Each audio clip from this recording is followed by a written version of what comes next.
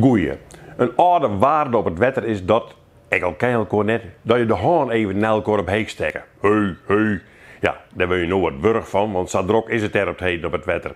En dan begint van de week het scootjesiel en ik nog. Topdrukte, week ik in. Dan wordt er in een fleurige, geelkleurde wettertaxi ondersteboven veen in Rotterdam. De 6 opvarenden die konden rijden worden, maar het leek raar. De politie zat ze altijd zeggen, goed uitziekje hoe dat barken is goed.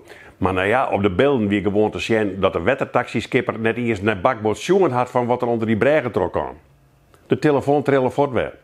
Twee jetski-malje die wien elkaar ongeveer in Wiels. Eén daarvan wie omkwam. Ik daar zal de politie uitzieken hoe het gaan is. Maar als er iemand bij der gaat, ja, de jetskis die hadden visten te hut veen. Dat ken kano's net en dat is waar het fataal vertrouwen mensen in Duitsland op een Veluwe maar. Zo elk die het gebruik maakt van het drokke wetter wil weten wat de regels binnen, denk het net. Ja, als je boord langer is dan 15 meter of je kan harder varen als 20 kilometer, zelfs al is het een jetski, dat mag een vaarbewijs hebben. Maar dat had lang net in. En die het wel had, die kennen de theorie, maar net de praktijk.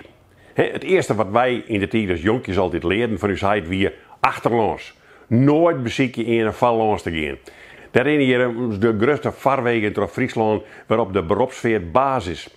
Wij kennen op het wetter geen links en rechts, linkers in het verkeer. En als je in de Silverstreet op bakboord overal vallands maaien, is er op het Prinses Margrietkanaal net zo. De oude waarden, de praktiek van varen leren is er net meer bij. Rubberbootje oppompen, baas van een motordrachter hing je, jonkje in de boord, doe maar jongen. En die jongen is een product van de Joerdijkse meerskip, agressief. De motor dus vol on. Maar ja, dat hij in de auto toch ik. Ach, die regels. We krijgen ze na je weekend er net meer in. Misschien dat de ongemakken van besef zwargen. Zodat de grootste jerms betjutten. Kalm mooi jongens. Denk ik om een oor. Een oude waarde.